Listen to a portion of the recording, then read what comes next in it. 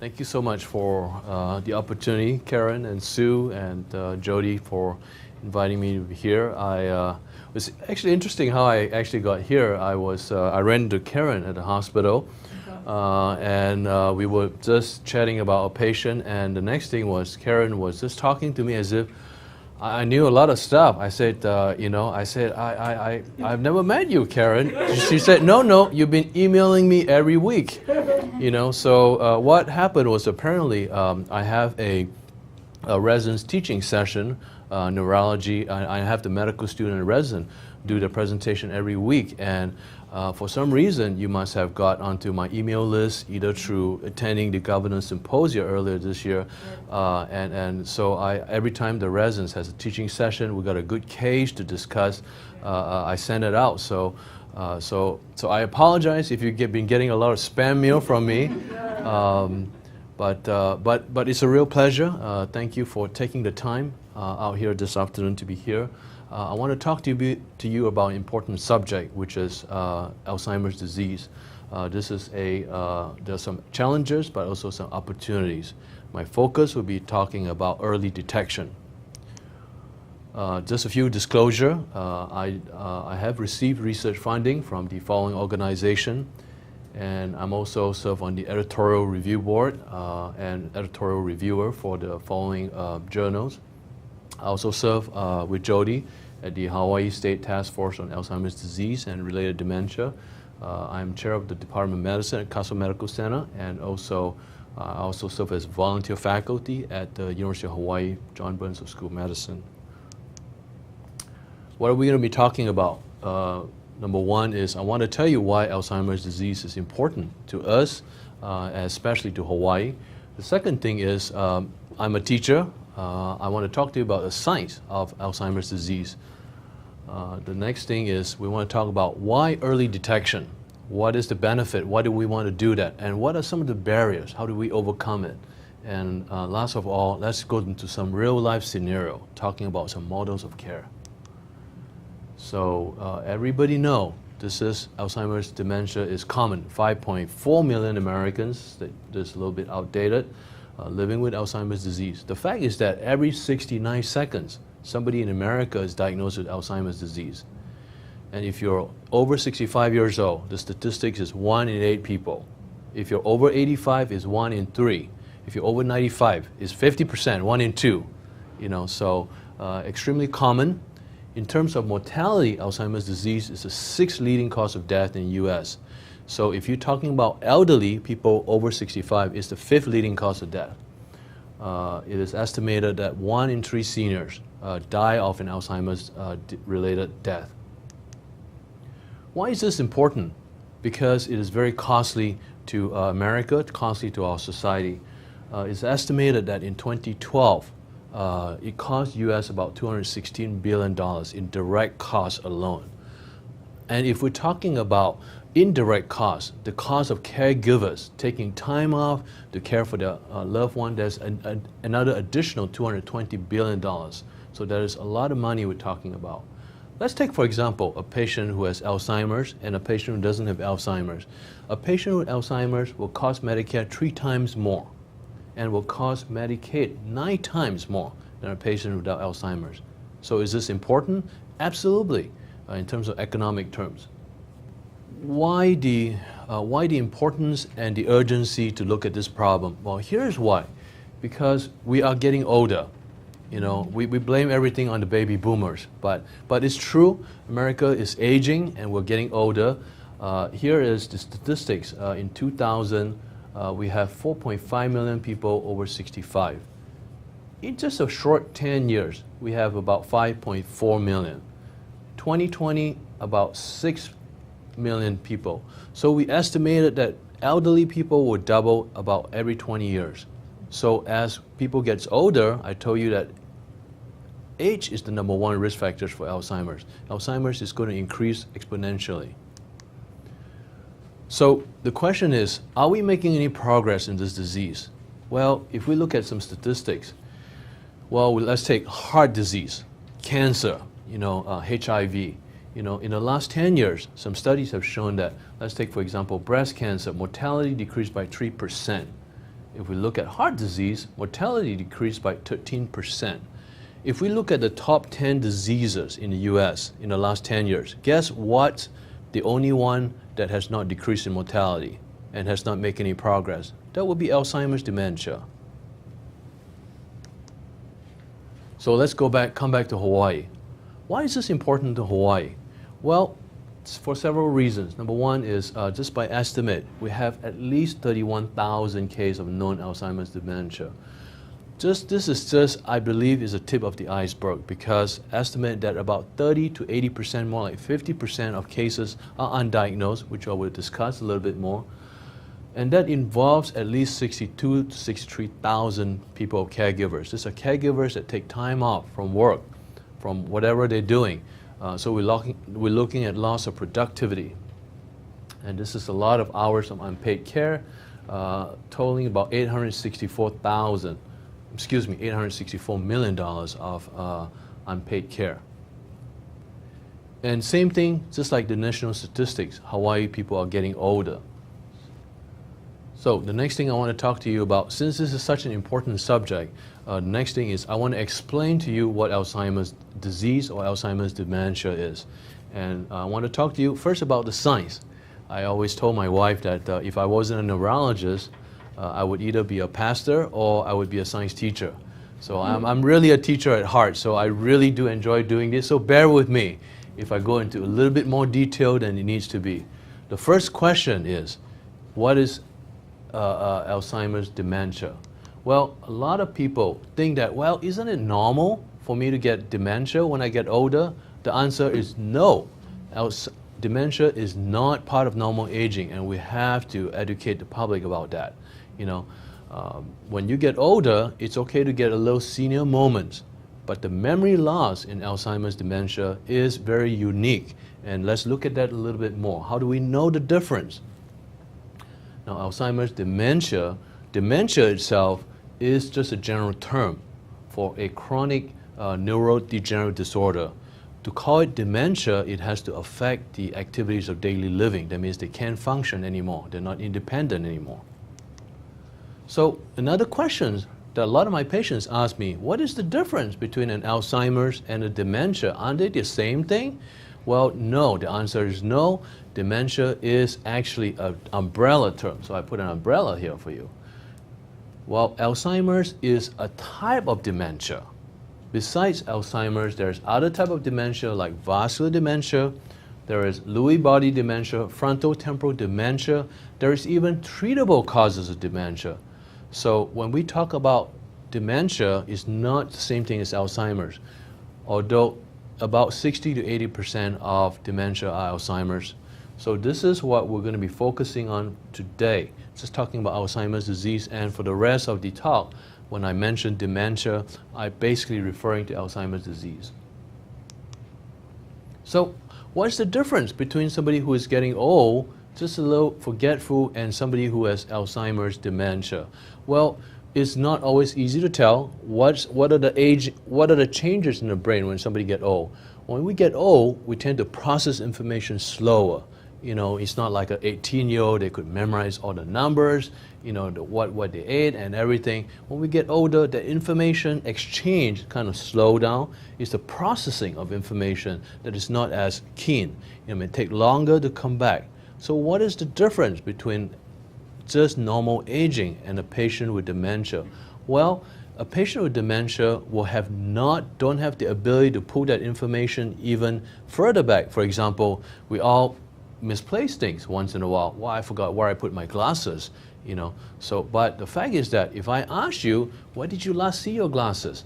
Did you leave in a restroom? Oh yeah, that's where I left them. You could trace it back. But in a dementia patient, can they trace that back? They don't have the ability to trace it back. So for example, we all kind of sometimes go to Ala Moana, we forgot where we park our car. How many of you use that little panic button to find your car? So we all do that at times. You know, it's a big parking lot, I forgot where. But forget where you park your car is different from forgetting how to drive home. And that's a dementia patient. They forget how to drive home. They forget to do things that are familiar to them. Cooking, driving, you know, They're often asking the same questions. Where are we going? Are we going to see Dr. Liow today? Oh, 5 minutes later, who are we going to see? Dr. Liow. Asking the same questions. They can't remember common dates. They can't remember the month. They can't remember the year. These are things that a normal aging person should be able to remember. And I encourage you to go to the Alzheimer's disease website to kind of check out the top 10 warning signs. And other things, they have decreased abstract thinking. They're having trouble with their finances, things that are a little bit more complex. They are struggling with it. They no longer pay the bills, that children have to step in. And later on, we may actually see some changes. They're a little bit more socially withdrawn, and they're not going out to mingle anymore. And they have some personality change later on. But however, some of the symptoms could also be signs of other type of dementia. Personality change could also be an initial presentation for frontotemporal dementia, loss of initiative, or what the medical terms is apathy. Mom and dad, he just doesn't want to go out gardening anymore. They're just not fun anymore. So they just kind of lost interest in life, a little bit withdrawn. This could actually be early signs of vascular dementia. So we kind of have to tease all of these things out. So personally, I think the brain is the most interesting organ, but I'm a little bit biased. You talk to a cardiologist, they think the heart is.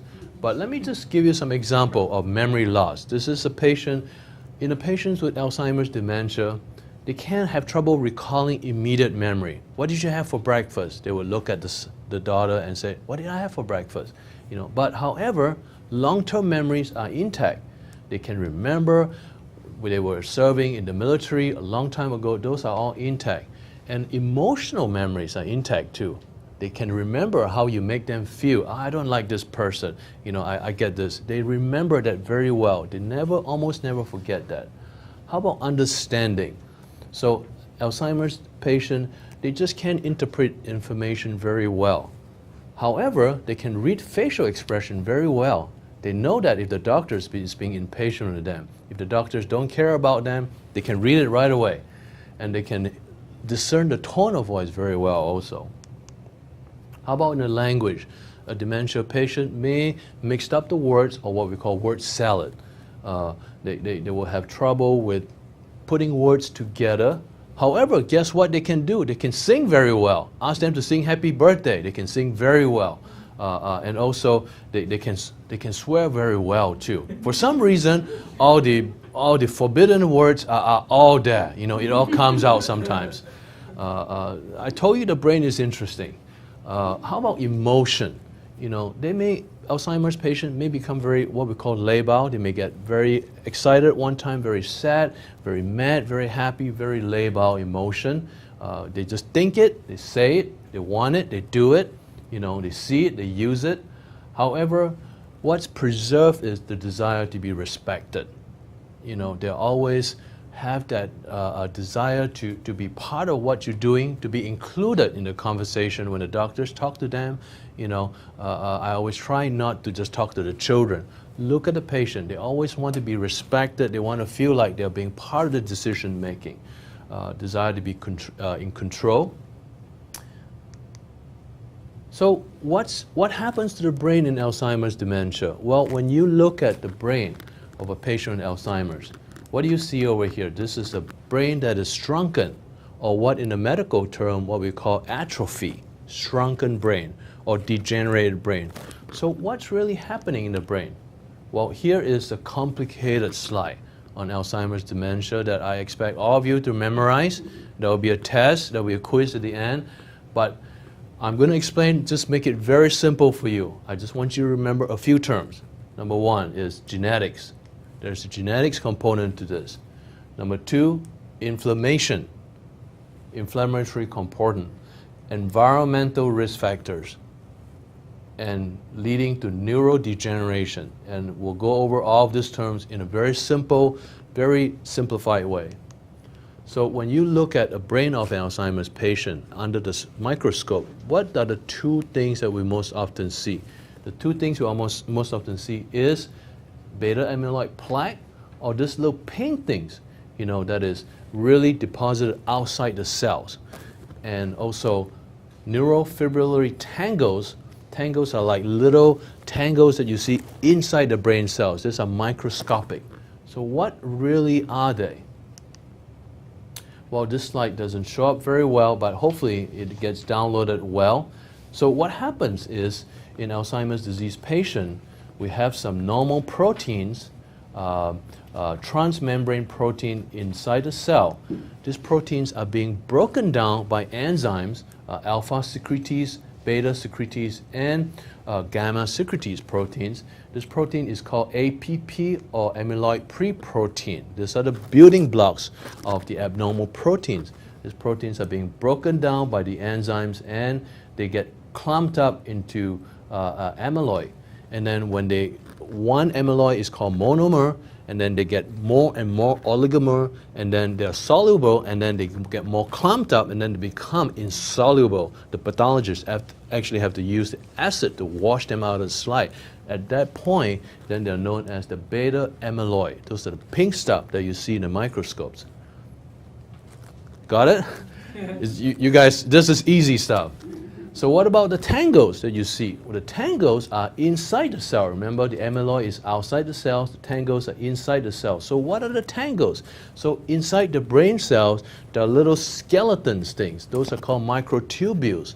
And the skeleton things are stabilized by proteins that are called tau proteins. So when there's a problem with the tau proteins, the skeleton kind of breaks down. And what is the purpose of the skeleton? The skeleton is to allow transportation of nutrients to the brain cells. So when it breaks down, so there's a problem and the proteins kind of clump together. So it becomes a tangle. So those are the microtubules. It affects the cells, the health of the brain cells. No nutrients can get there. And the plaque itself affects how the cells could talk to each other. So here's the normal brain cells. How do the brain cells talk to each other? The brain cells, here's one brain cell, here's another brain cell. This is obviously cartoon. I'll make it very easy. So the brain cells talk to each other by sending chemical signals, or what we call neurotransmitter, to each other. So this brain cells, if I want to move my hands, this brain cells up here will have to talk to millions and millions of brain cells to get my hands to move. So they talk to each other by sending chemical signals. So what happens? So these are chemical signals, or acetylcholine, what we call neurotransmitter acetylcholine, to the next brain cells. So what happens in the brain cells in Alzheimer's patient? The Alzheimer's plaque basically break down and interfere with the signals, so the brain cells are not talking to each other as well as they could be. And the tangles itself interferes with the signals of the brain cells. I think we're missing a few slides here. What I was trying to do is, a couple of slides here, is to show that some of the medicine that we have, like donazepam, galantamine, all this medicine, it works by increasing the chemicals in the brain cells. The way that I explain to patients is, I'm putting you on this medicine, which increases the chemicals in the brain cells to help the brain cells to talk to each other. And another medicine also decreases the excitotoxicity in the brain cells, like memantine or namenda, so the brain cells are not as toxic. So and I have several slides also showing that the study shows that the medicine does decrease the progression of the condition. It helps with the activities of daily living. However, it does not cure. So one thing that you realize from the studies is that the curve is still going down. We don't have a cure. We cannot even stop the progression. All we can do is slow the progression of Alzheimer's dementia. Okay, we have to tell the patients that. So the next thing is, if you look at the drugs that are being developed, drugs are being tested, the drugs that have been tested, let's look at the drugs that works on amyloid. Remember, I told you some of the enzymes, gamma secretase, that breaks down the APP, amyloid precursor protein, and also drugs that inhibits the aggregation, the clumping together. How have they worked? The outcome, negative, negative, negative, all the studies. And other drugs that works on inflammation, works on cholesterol. By lowering cholesterol, the outcome has been negative. So the question is, why are we not making such a remarkable progress? We're making great progress in cardiology. We're treating heart attack great. We're making great progress in HIV disease, breast cancer, making great progress. Why are we not making a remarkable progress in Alzheimer's disease? Well, let's take a look at a few things. Well, when we put these patients in clinical trials in Alzheimer's disease, where are we putting them? We're already waiting for them to be diagnosed with dementia, and then right here, and then putting them on treatment. So there is a slow decline. It is not declining as fast. There is a slower decline, but there's still going to be decline. Well, what if we're able to put our patients, have early detection, early diagnosis? Could we potentially bring about a better outcome? Well, here's the problem. This is prior to 2011. To make the diagnosis of Alzheimer's dementia, we have several categories. Definite diagnosis, that means at death, autopsy. Nobody wants to have definite diagnosis while you're alive. Or while you're alive, we can make the diagnosis probable dementia or possible dementia, depending if there's some atypical findings, it's possible dementia. These are really based on clinical diagnosis that your physicians examine you. So what if we are able to get to this patient early detection, early diagnosis? Is it possible, instead of treating them over here, we get to this patient at the pre-symptomatic, before they develop dementia? Is it possible that we could improve the outcome? Well, let's take a look.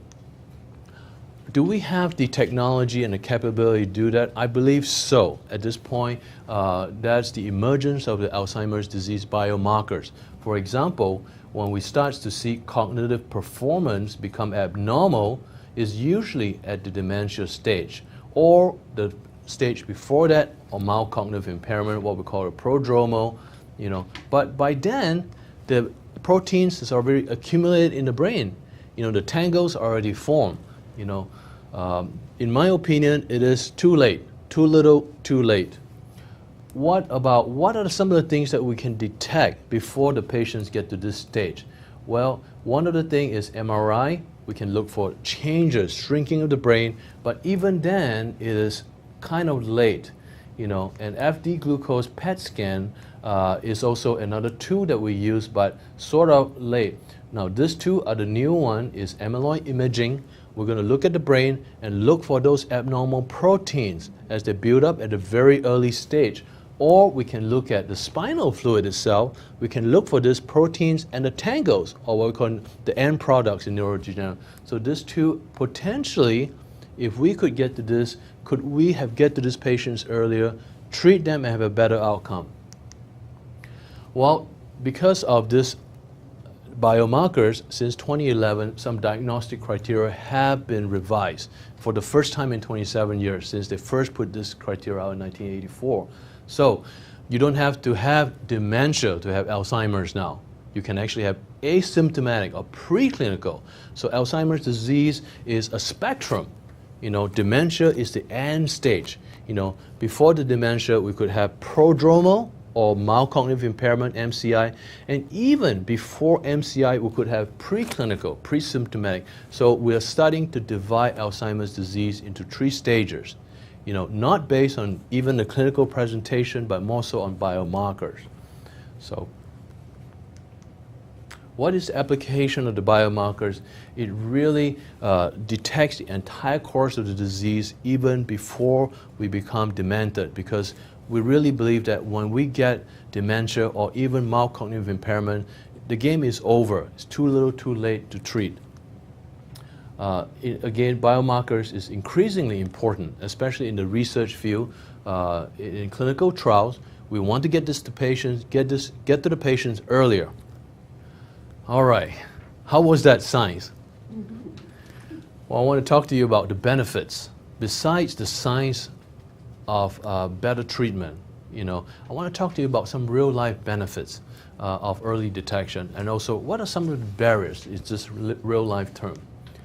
So besides potential for better treatment and altering the outcome of the disease itself, as shown by science. What are some of the other benefits? Number one is some dementia is actually treatable, reversible. So like water in the brain, vitamin deficiency, those are potentially treatable, and we want to get to this earlier. That's why the emphasis for early diagnosis. And how about if we could get to them earlier, we can get them into clinical trials earlier.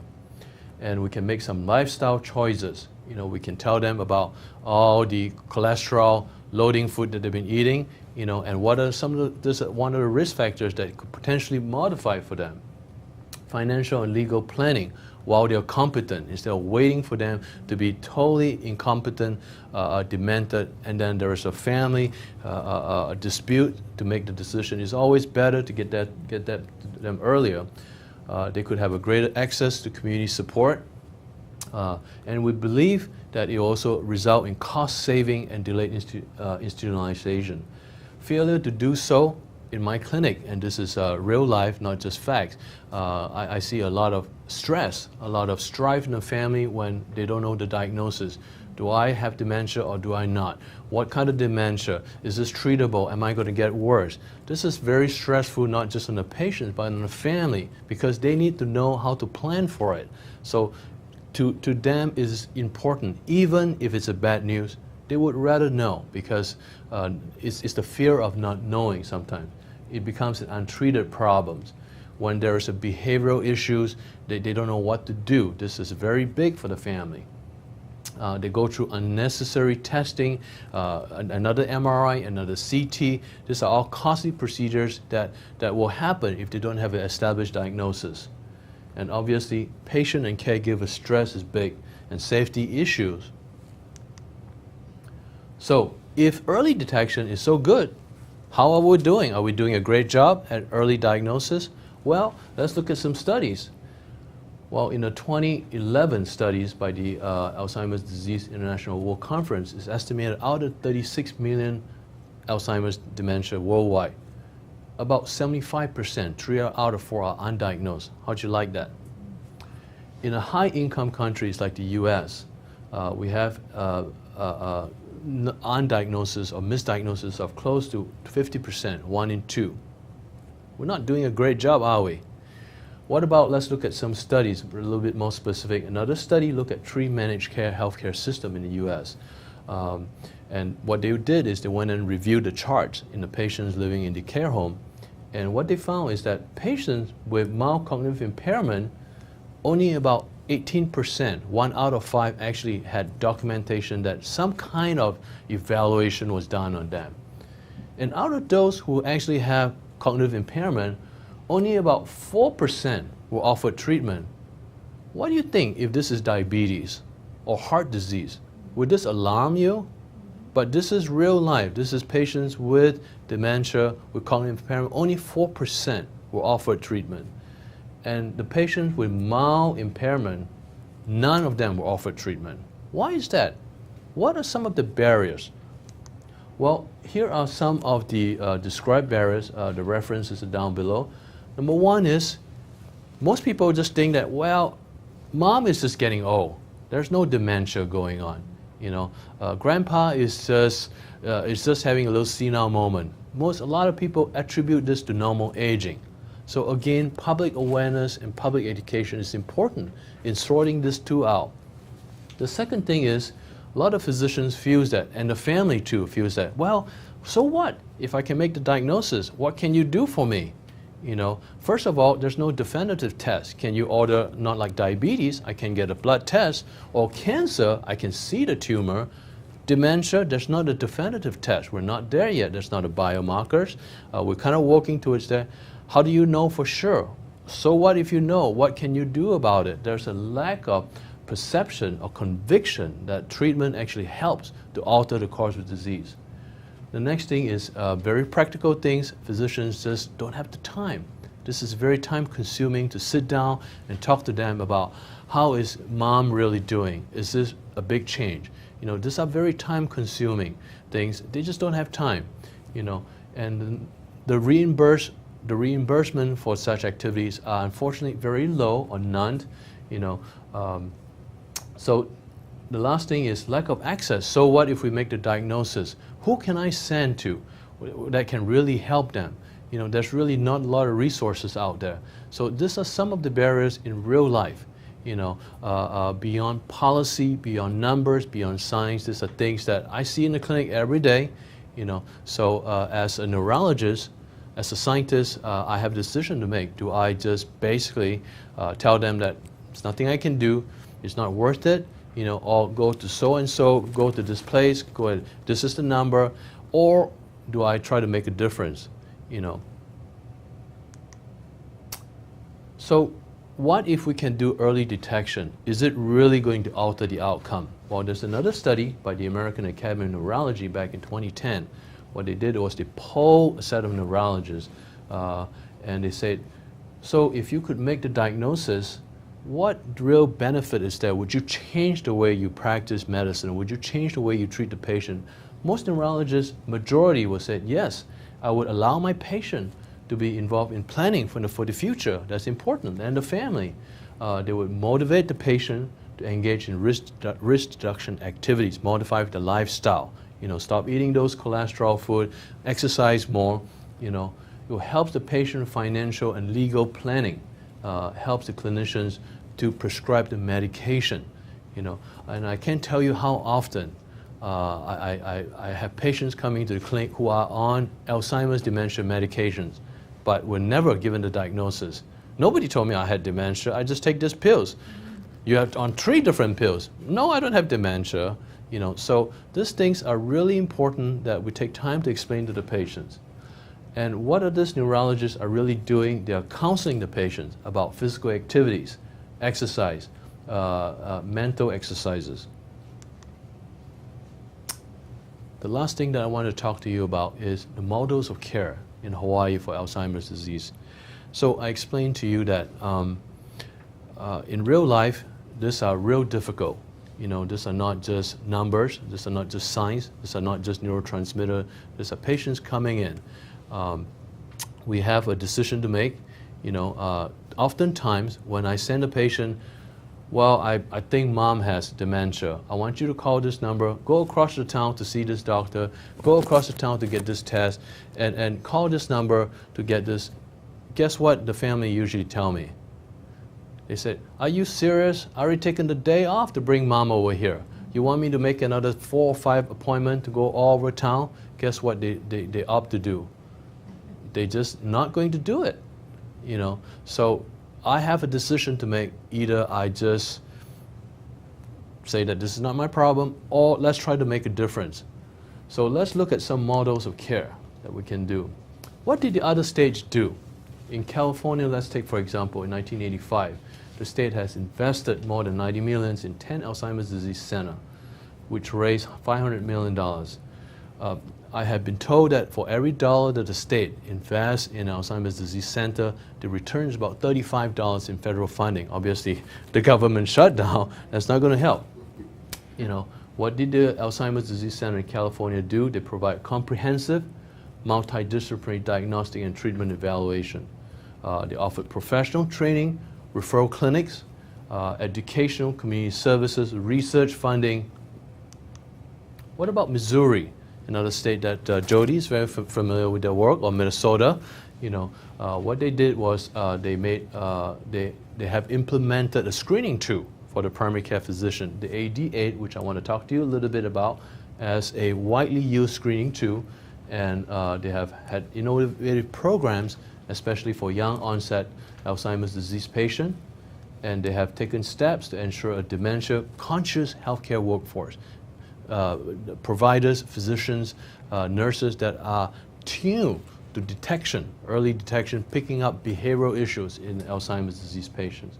Advocate for better funding. For this reason, in February of this year, we had a symposium where we were supported, thankfully, by a lot of people. We have launched a Hawaii Alzheimer's Disease Center with 3 components: clinical core, tissue core, and educational core. Let's look at What does the clinical core do? What does it do? The goal of the clinical core is we understand that the importance of early diagnosis, early detection.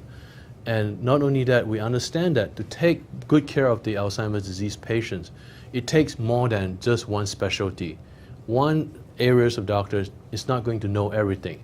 There's going to be behavioral issues.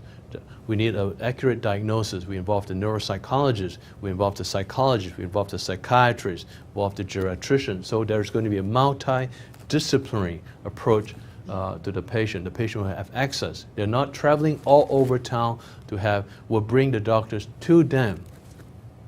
And when we design a treatment, it's going to be multifaceted treatment. Besides just giving them drugs, we're interested in talking to them about some risk reduction. We want to talk to you about your eating habit. We want to talk to you about your exercise.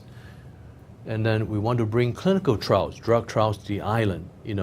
Not everybody can afford to go to the mainland for this research study, for for clinical trials. This is just an example of the evaluation that we do at the Alzheimer's Disease Center, and most specialists would do this too.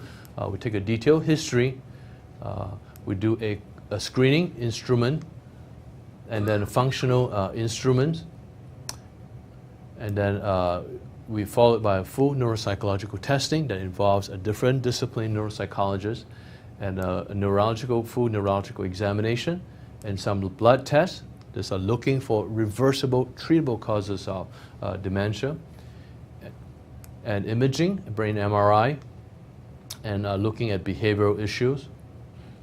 And since about April of this year, the genetic testing looking for biomarkers have been approved by Medicare. So the Alzheimer's Disease Center have started screening for biomarkers also, both in the blood and the CSF. So what role does genetics play? Everybody wants to know, oh, my uncle, my mom, my dad has Alzheimer's disease. What really is my risk? Well, to make it very simple is really complex, but make it very simple. There's two genetic pathways. Oh, I'm sorry. There's two genetic pathways. One is a deterministic pathway, meaning that if you have the gene, you are going to get it. There's no question about it. It's inherited in what we call autosomal dominant pathway. These are the patients who present dementia at early age, in their 30s, 40s, or 50s. So we send for the blood test for APP, PS1, presenilin 1, and 2. These are the genes that can be obtained from blood tests. These are actually practical tests that we do at our Alzheimer's Disease Center. Just real life case scenario. I had a professor who came in and had a family history of early onset Alzheimer's, tested positive. This professor is sort of young, not very old. What did they do? They decided to take an early retirement. It really changed the course of their life. So this genetic testing can have implications. So the other genetic pathway is risk genes. This is the most common. About 90% or 95% of Alzheimer's are inherited through this. These are the late onset Alzheimer's disease, meaning that if you have it, doesn't guarantee that you will have it, but it will increases your risk. What are we testing for? We're testing for ApoE4 allele. These are little things that you get in your genes. You get one set from your mom and one set from your dad. So if you get one set of it from your mom, your risk is increased by 2 to 3 times. If you get one set from mom and one set from dad, your risk is increased 8 to 12 times. And there's different ApoE4. ApoE4 is actually higher risk. There's E3 and E2 too, which is a little bit lower risk. So I apologize, I'm going to go back here. So what other things that we do at the center that we felt is important? Well, there's no known cure, no effective treatment. There's not even a prevention that is known. However, we feel that it's very important that we start taking steps to modify the risk factors. So what are the risk factors for Alzheimer's? We talk about age. It's the number one risk factors.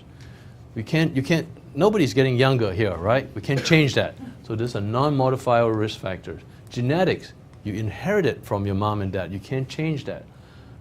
Traumatic brain injury is another risk factor. Family history and patients with Down syndrome or trisomy 21, those are non-modifiable risk factors. But there's some risk factors that are known to be modifiable. For example, hypertension, midlife hypertension is a modifier. Can we change that? Can we treat that? Absolutely. Obesity, diabetes, can we change that? Absolutely. So these are the factors that we are interested in taking steps to get the patients, engage the patient in. So one of the studies that we're actually doing is called the HADEP, H-A-D-E-P-T, which stands for Hawaii Dementia Prevention Trial. We want to know if we change the nutritional pathway of the patient, can we actually alter the course of their cognitive decline? So we're enrolling patients with mild cognitive impairment that are seen at the Alzheimer's Disease Center. We are doing a few things. This is we are asking them to reduce their advanced glycation end products intake, food that are fried, barbecue. We're increasing the antioxidants. We're asking them to take berries, taking almonds, a measured amount every day. We also throw in 2 plant, ginkgo biloba and gotu kola.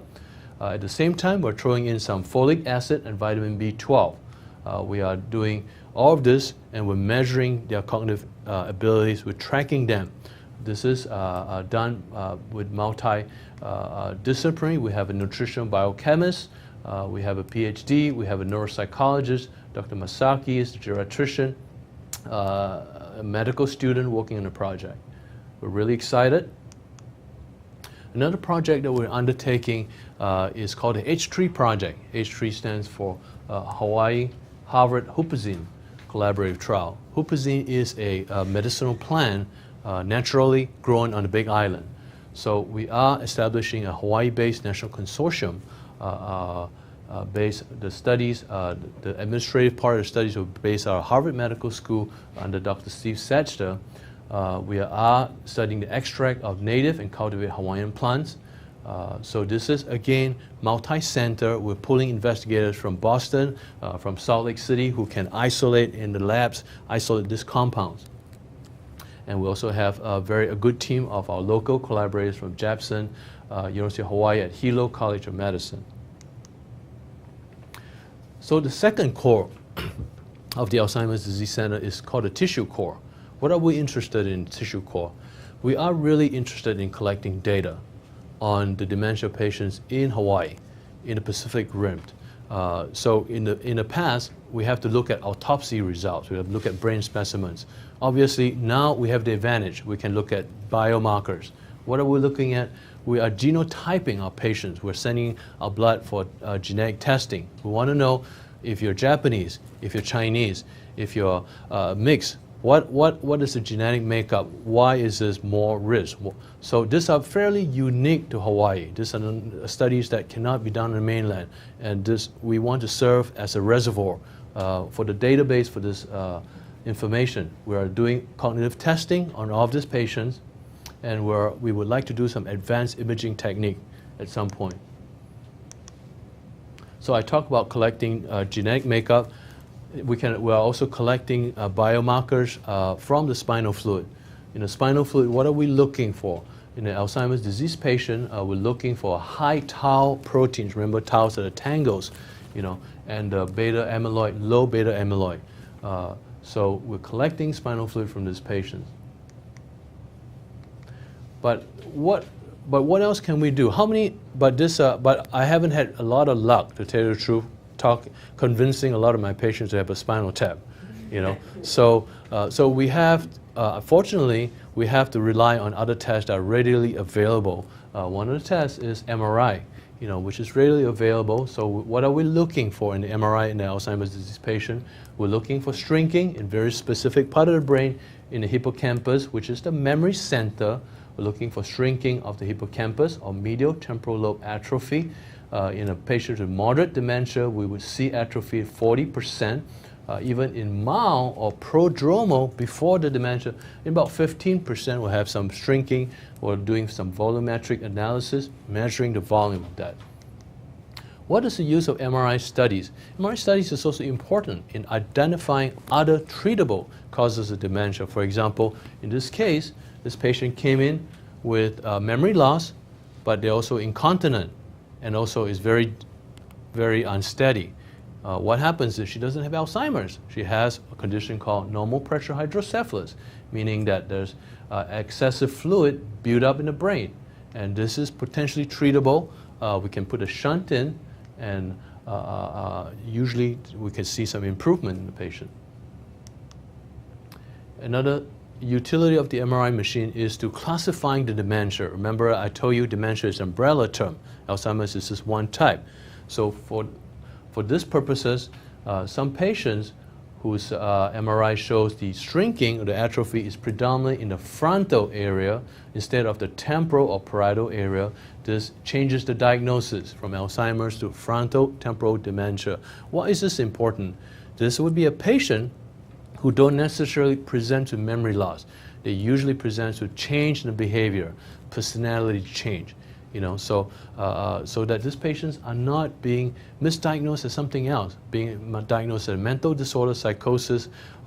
So it's important that we make an accurate diagnosis, besides early diagnosis, but to make an accurate diagnosis. So I told you that there are some advanced imaging technique that's coming up. One of the techniques is looking at amyloid in imaging, looking at PET scan. We now have the ability to actually look at these abnormal proteins very early on using PET scan technology that's just FDA approved last year, or amyvid or fluobetadine. PET scan, we look at the patients with Alzheimer's disease that's increased uptake of fluobetadine, amyvid in the temporal parietal area. So we don't have the PET scan on the island. Well, what other modalities do we have that's already available, that's widely available, and I don't have to stick a needle in somebody's back? Well, one of the other studies that is being done is looking at the brain waves. Remember I told you about the brain cells, Alzheimer's disease brain cells, they're just shrinking away, they're not talking to each other. Can we detect the activities to see if there's a difference? There's some studies that shows that the brain electrochemical activities does decrease even years before they manifest the cognitive changes.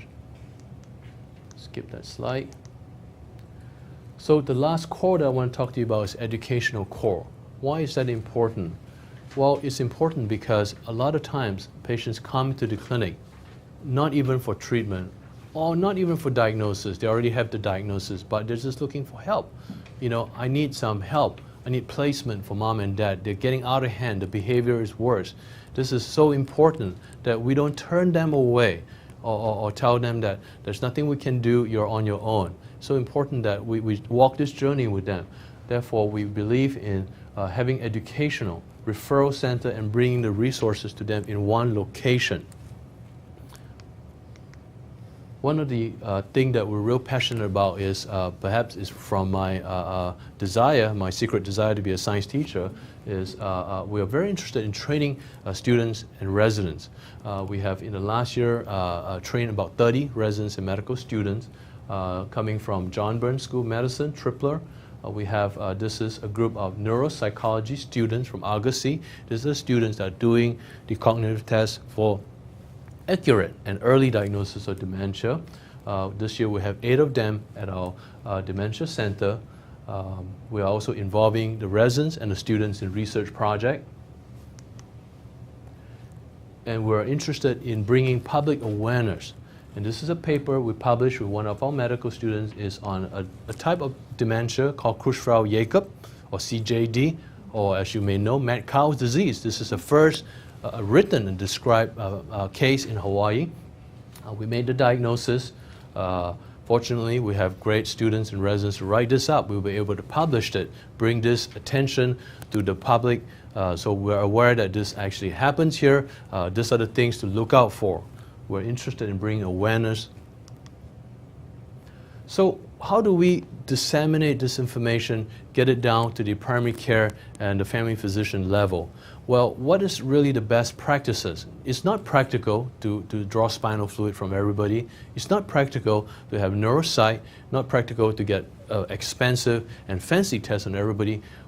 How do we bring it down to a practical level and disseminate this and working as a team? Well, one of the things that emerges is the best practices from Medicare Annual Wellness Just like we have a screening for breast cancer, we have screening for when you get 50, you get a colon cancer screening. When you get to a certain age, you get diabetes screening. Why is no one doing a dementia screening? Is it possible that we can actually implement this, consider the benefits of early detection and how common this is? Well, this is one of the proposed algorithm. You know, if the patient presents with the signs and symptoms, we just send them for a screening test, you know, dementia screening test. And based on this screening test, we either do a full workup or refer them on to the specialist for further. And Medicare will pay for this visit once a year, I believe.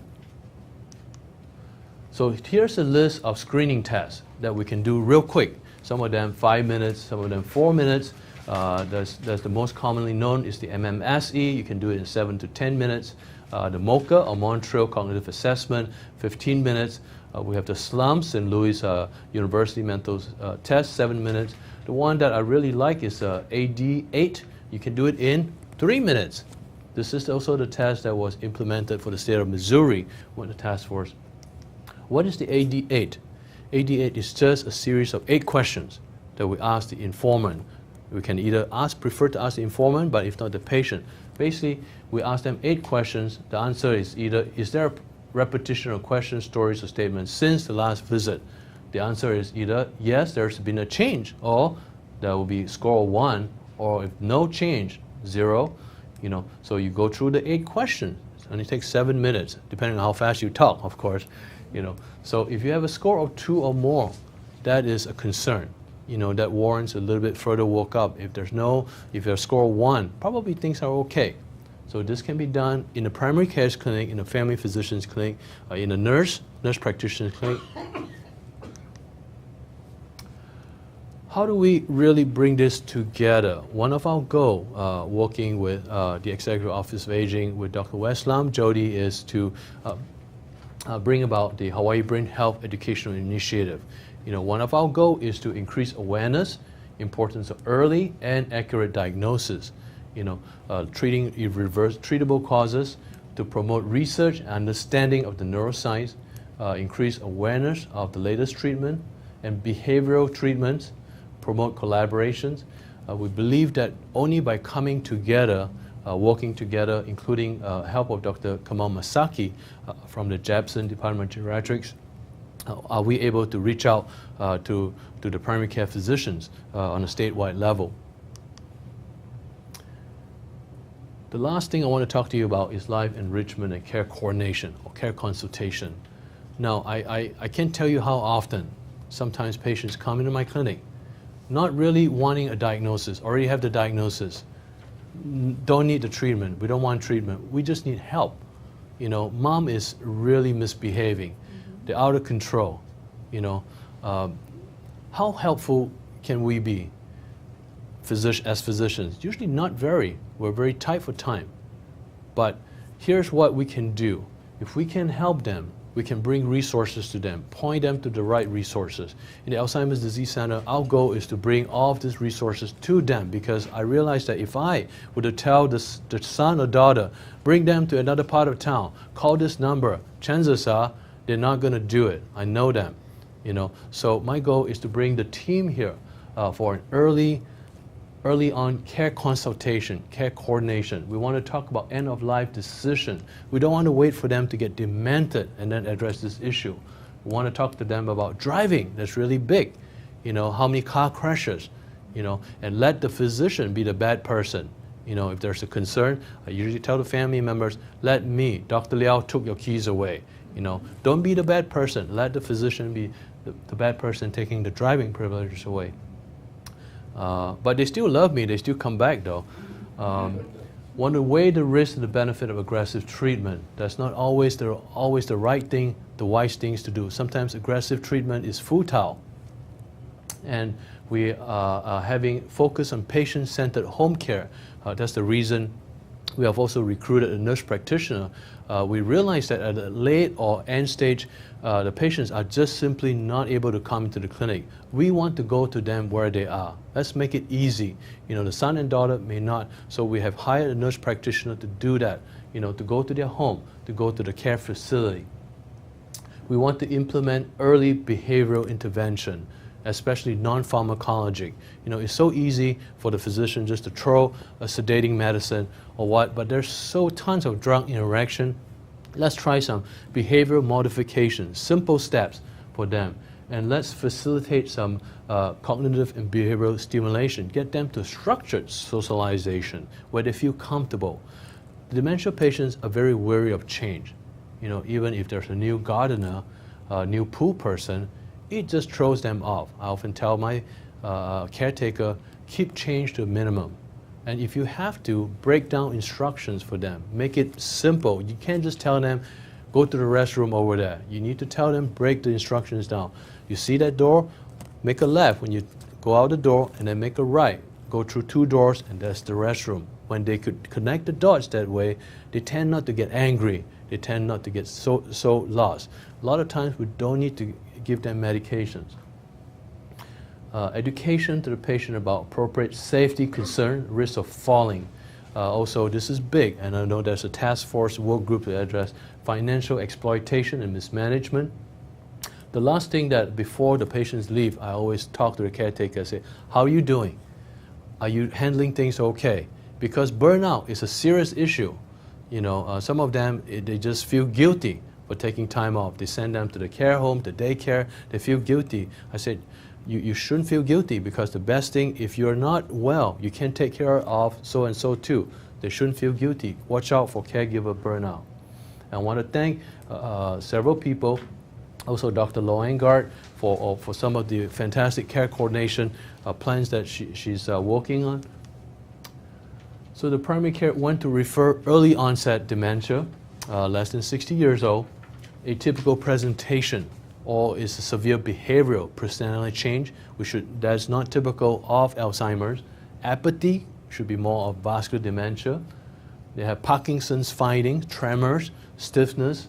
They have focal neurologic findings, weak on one side, or maybe apraxia, weak on one side. You think of cortical basal degeneration. That's not Alzheimer's. Making the accurate diagnosis is everything, because that plans your treatment and your course. Abnormal MRI, you have a dilated ventricles, it could be NPH. You have a significant white matter disease, it could be Binswanger's disease, it could be vascular dementia, or the behavior seems untreatable. And also sometimes just to document, this is Alzheimer's. And we're going to get some legal things, financial papers work, and that's what we want to help with, because there's just not a lot of resources out there. We want to create that, want to bring people together to do that. So in conclusion, thank you for being so patient. Alzheimer's disease is the 6th leading cause of death, and increasingly a public health and economic crisis. The 2011 new diagnostic criteria and the use of biomarkers and imaging is rapidly changing the science and our understanding of Alzheimer's disease. I'm really excited about that. Now, this is the important take-home message. Accurate diagnosis early on, not just early on, but accurate. This is not Alzheimer's, this is frontotemporal, this is cortical basal. This is accurate diagnosis early on offers the best chance for appropriate intervention, including treatment for reversible causes, care coordination, planning, and lifestyle modification. The best practices in our state really can be done, can be established through education, community partnership, people coming together, and access to specialized care. This is a big problem. This is a big challenge that we're facing. However, this is also an opportunity for the best of Hawaii peoples to shine through. So I want to acknowledge a few people here that especially done a lot of work to help us move the progress forward. Dr. Westlam from the Office of Aging, Dr. Kamal Masaki from Jepson, Department of Geriatrics, Dr. Ross from the VA, Colette Brown from Social Work Department, UH, Dr. Ridabel Fernandez. All of them serve on the Alzheimer's Disease Center Steering Committee. And Jody, and thank you for so much work you have done, for your caring work. I cannot thank you enough. And for Dr. Hedges, the Dean of the Medical School, Loretta, Anna Longard, Christine Payne, CEO of Alzheimer's Association, Hawaii chapter, Dr. Stephen Satchter from Harvard Medical School, and many collaborators in many institutions. I just cannot thank you enough. And last, I would like to thank our patient. You know, they are my teachers, my patients. They are my heroes. They are my inspiration to do what I do. And I want to thank my staff, my doctors here, Dr. Harding, neuropsychologist, especially Dr. Harding, and my students, neuropsychology, psychology student, my staff here, including Renee and Michelle, and also medical student and resident, Jepson resident that are doing research with us. I want to thank our team for working together, moving progress forward. I would like to finish with a video, if I could.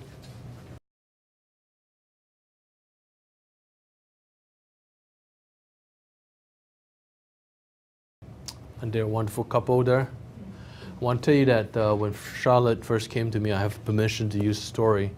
She told me that when she went to see her doctor, they just put her on dementia pill and told her that there's nothing we can do. We don't ever need to see you again. Just go home. You know, just told her husband, take her home. You know, that's the saddest day of their life. You know, it is so gratifying when I saw her, saw that she has a potentially treatable condition. Unfortunately, it's 4 years later. You know, I'm happy to report that she's doing well. She came into our clinic on a wheelchair at first. She's walking, her memory is improving. You know, so I want to thank you for giving me the opportunity to be here to present and to educate and raise awareness.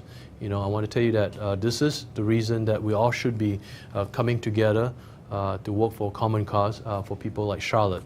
So thank you so much.